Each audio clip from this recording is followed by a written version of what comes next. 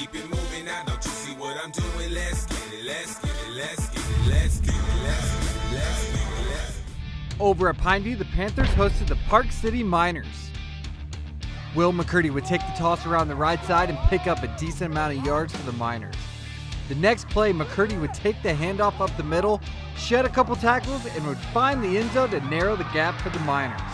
Sawyer Woods would then connect with Turner Williams for a big gain, but this drive would be halted by the Miners. The Miners would also keep it on the ground, but this drive would also be halted by the Panthers.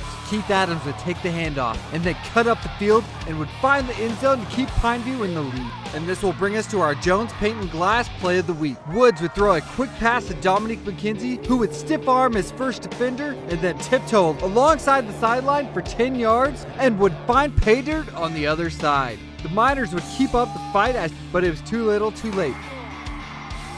Final score, Pineview 49, Park City 35. Over at Dixie High, the Flyers took on the Palm Desert Aztecs. Daniel Carter would connect down the field with his receiver to pick up good yards. But then the Flyers defense would get a big stop. Jalen Schultz would lead the Dixie offense and would connect with Derek Kesterson to move the chain. Schultz would then throw a quick out to Mason Kesterson, who would lower his shoulder and pick up a few more yards. Seth Takout would then fake a sweep to the outside and punch the ball up the middle to find Pater to get Dixie on the board. The final score, Dixie 23, Palm Desert 6. Over at Canyon High, the Falcons hosted their crosstown rival, the Cedar Reds. The Reds staged a remarkable comeback to beat their hometown rival in overtime. Canyon scored a touchdown on its first possession to take an early 7-0 lead. The Falcons led 7-3 at halftime and scored 2 more touchdowns in the third to pad their lead to 20-3. But Cedar capitalized on a mishandled punt late in third quarter, scoring its first touchdown. The Reds then added a touchdown pass and a field goal to tie the score at 20. Cedar would then miss a field goal as time expired, sending the game into overtime. Cedar would get the ball first in halftime and then score a touchdown. Cedar's D would then come up big and get the victory for the Reds.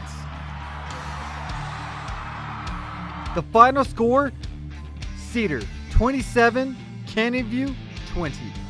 Over at Desert Hills High, the Thunder took on the Spanish Fork Dons. Desert Hills starting quarterback Noah Fuilatolo was under pressure all night from the Dons, and he was knocked out of the game in the third quarter. The Thunder backup QB Bo Hall threw 2 late interceptions that led the Dons touchdowns as the visitors scored 21 unanswered points. One from running back Brenner Shepard, who busted out an 82-yard touchdown run, which would seal the deal for the Dons.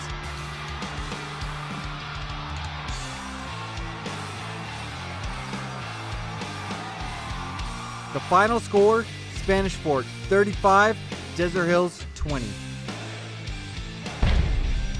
Over at Crimson Cliffs, the Mustangs took on the Timpview Thunderbirds. The Mustangs suffered a heartbreaking defeat when the Thunderbirds scored the game-winning touchdown with 28 seconds left in the game. Starting quarterback Chase Hansen left the game late in the second quarter,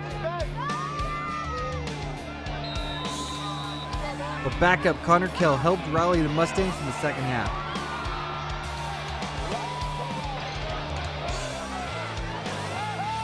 Austin Woolley kicked 4 field goals and Easton Drube ran for a touchdown, but it wouldn't be enough against Timpview. The final score, Timpview 30, Crimson Cliffs 25. In a high-scoring contest, the Hurricane Tigers took on the Timpanogos Timberwolves. The Wolves led 21-7 after one quarter and had doubled up the Tigers 42-21 at the half. Hurricane quarterback Carter Ashby threw 2 touchdown passes and rushed for 2 more scores, but the Tigers gave up 8 touchdowns on defense, including 6 in the air. Timpanogos improved to 3-0 with this win, while Hurricane fell to 2-1. The final score, Timpanogos 64, Hurricane 34. And in the last game of Region 10, Snow Canyon would fall to Ridgeline 42-7. The Region 10 recap is brought to you by Finley Volkswagen, Infinity Title, The Rally Stop, Jones Paint and Glass, Nets on Fire, and Intermountain Sports Performance. For St. George News, I'm Aaron Crane.